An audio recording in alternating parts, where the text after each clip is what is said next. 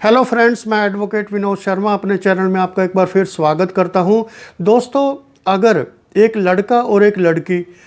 लंबे समय तक अपनी सहमति से फिजिकल रिलेशनशिप बनाएं, शारीरिक संबंध बनाएं और उसके बाद लड़का शादी करने से इनकार कर दे, तो क्या उस पर आईपीसी के सेक्शन 417 के तहत चीटिंग का केस दर्ज होगा। इस संबंध में माननीय बॉम्बे हाई कोर्ट ने एक बहुत ही महत्वपूर्ण जजमेंट दी है, जो मैं इस वीडियो में आपके साथ शेयर करूंगा। तो दोस्तों, वीडियो शुरू करने से पहले मेरी आपसे रिक्वेस्ट है कि आप मेरे चैनल को सब्सक्राइब करें, वीडियोस को लाइक करें, शेयर करें और बेल आइकन का बटन ज़रूर दबाएं ताकि नई वीडियोस का नोटिफिकेशन आपको तुरंत मिलता रहे। तो दोस्तों, वीडियो शुरू करते हैं। केस का नाम है Kashinath Narayan Garat versus state of Maharashtra. दोस्तों, ये केस बॉम्बे हाई कोर्ट के समक्ष अभी हाल ही में इसका डिसीजन आया है और माननीय बॉम्बे हाई कोर्ट ने कहा है कि अगर लंबे समय तक आपसी सहमति से लड़का और लड़की फिजिकल रिलेशनशिप में रहते हैं और शारीरिक संबंध बनाते हैं और बाद में अगर लड़का शादी से मना कर देता है, तो इसमें लड़के पर चीटिंग का अंडर सेक्शन 417 के तहत केस दर्ज नहीं हो सकता। दोस्तों, मैं इस केस के आपको पूरे फैक्ट्स बताऊंगा कि जो ये अपील माननीय बॉम्बे हाई कोर्ट के समक्ष गई थी, जिसे अपलेंट है काशीनाथ नारायण गराट, इन्होंने फाइल की थी अपनी कन्विक्शन के खिलाफ। दोस्तों, ये इनकी कन्विक्शन एडिशनल सेशन जज पालघर ने सेक्शन 376 और सेक्शन 417, 376 यानी रेप और 417 यानी कि चीटिंग, इसमें इनका जो है ट्रायल चला था सेशन कोर्ट में। उसके बाद जो पूरे एविडेंसेस थे उसको देख के सेशन कोर्ट ने जो 376 थी उसमें इनको एक्विट कर दिया था और जो सेक्शन 417 है, चीटिंग की सेक्शन है जो, उसमें इनको 1 साल की सज़ा, इम्प्रिजनमेंट और 5,000 रुपये जुर्माने का प्रावधान किया था। तो इस जजमेंट के खिलाफ जो अपलेंट है वो बॉम्बे हाई कोर्ट में जाते हैं और ये प्रोसिक्यूशन का केस क्या था कि इसमें एक लड़की, जो प्रोसिक्यूट्रिक्स है, उन्होंने आरोप लगाया था कि जो लड़के ने 3 साल तक उनके साथ जो है संबंध बनाए और उसके बाद शादी से इनकार कर दिया, इसलिए इनको 376 रेप और 417 जो है चीटिंग के तहत इनको कन्विक्ट किया जाए। तो इसमें कुछ जो है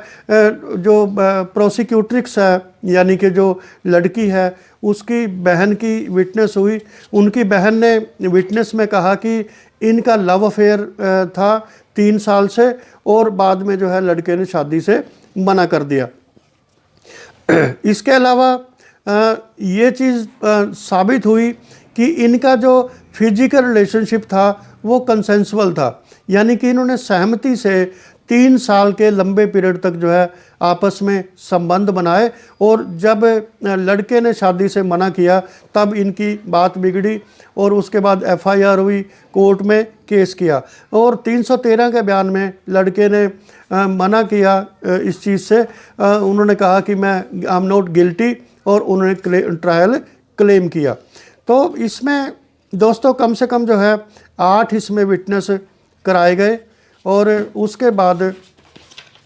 जो लड़का था, जो इसमें रेस्पोंडेंट अक्यूज़ था, उसको 376 से एक्विट कर दिया गया और 417 में उसको 1 साल की सज़ा हुई थी। तो दोस्तों, इसमें जो माननीय बॉम्बे हाई कोर्ट ने जो अपनी जजमेंट दी है कि it doesn't constitute an offence, कि चीटिंग ऑफेंस नहीं बनता है अगर जो है इतने लंबे पीरियड तक कोई अपनी मर्जी से सेक्सुअल रिलेशनशिप बनाता है और उसके बाद लड़का जब शादी से मना कर देता है तो उसके खिलाफ केस दर्ज कर दिया जाता है। और माननीय बॉम्बे हाई कोर्ट ने इस संबंध में एक केस कोट किया है। केस का नाम है Sonu alias Subhash Kumar versus state of Uttar Pradesh, 2021 का केस है। इसमें माननीय सुप्रीम कोर्ट ने इस केस को डिसाइड किया था और इसमें एक बहुत ही इंपॉर्टेंट चीज़ है, वो मैं आपको पढ़ के बताता हूँ कि where the promise to marry is false and the intention of the maker at the time of making the promise itself was not to abide by it but to deceive the woman, to convince her to engage in sexual relation, there is a misconception of fact that vitiates the woman's consent. On the other hand, a breach of a promise cannot be said to be a false promise. To establish a false promise, the maker of the promise should have had no intention of upholding his word at the time of giving. इसको आगे elaborate किया है कि to summarize the legal position that emerges from the above cases, the consent of a woman with respect to section 375 must involve an active and reasoned deliberation towards the proposed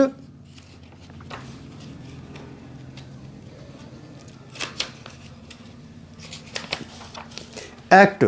To establish whether the consent was vitiated by the misconception of fact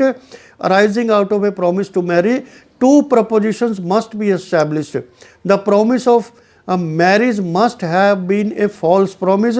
कि ये जो शादी का जो वादा है वो झूठा होना चाहिए और उसमें मिसकंसेप्शन ऑफ फैक्ट नहीं होना चाहिए, given in bad faith and with no intention of being adhered to at the time it was given. The false promise itself must be of immediate relevance. ये बहुत इम्पोर्टेंट है कि जो false promise दिया था वो इमीडिएट उसके लिए रेलेवेंस में होता है कि जो है लड़का इमीडिएट उसमें शादी करने से अगर मुकर जाता है तो सेक्सुअल रिलेशनशिप बनाने के बाद तब ये ऑफेंस बनता है, और bear a direct nexus to the women's decision to engage in the sexual act, कि अगर फॉल्स प्रॉमिस पे किसी वुमेन की सेक्सुअल इंटरकोर्स के लिए सहमति ली गई है, मिसकंसेप्शन ऑफ फैक्ट्स है, तब जो है ये 417 का केस बनता है। अदरवाइज़ अगर मिसकंसेप्शन ऑफ फैक्ट्स जो है प्रूव नहीं होता है तो तब चीटिंग का केस नहीं बनेगा। इसमें एक और केस माननीय बॉम्बे हाई कोर्ट ने कोर्ट किया है, Maheshwar Tigga versus state of Jharkhand. ये 2020 का केस है और इसमें माननीय सुप्रीम कोर्ट के सामने ये क्वेश्चन था कि whether the prosecutrix had consented to the physical relationship under any misconception of fact with regard to marriage, कि क्या जब सहमति बनी थी, औरत ने अपनी सहमति दी थी सेक्सुअल इंटरकोर्स के लिए, कि क्या उस टाइम कोई मिसकंसेप्शन ऑफ फैक्ट था। तो ये बहुत ही इम्पोर्टेंट चीज़ है, प्रॉमिस ऑफ मैरिज, और whether her consent was based on fraudulent representation of marriage, क्या उसकी कंसेंट फ्रॉडुलेंटली ली गई थी, मिसकंसेप्शन ऑफ फैक्ट्स के बेस पे ली गई थी। अगर ये कंसेंट इस तरह ली गई है तो ये वैलिड नहीं है, और जो इसमें ऑफेंडर है या इसमें लड़का है उस पर 376 और 417 के केस बनते हैं। लेकिन अगर मिसकंसेप्शन ऑफ फैक्ट नहीं है और जो लेडी है उसने फ्री विल से अपनी कंसेंट दी है तो ये कोई ऑफेंस नहीं बनता है। और इसमें जो माननीय बॉम्बे हाई कोर्ट ने जो डिसीजन दिया है वो मैं आपको पढ़ के बताता हूँ कि माननीय हाई कोर्ट ने कहा है कि in the instant case the evidence on record indicates that the prosecutrix and the accused were known to each other, दोनों एक दूसरे को जानते थे।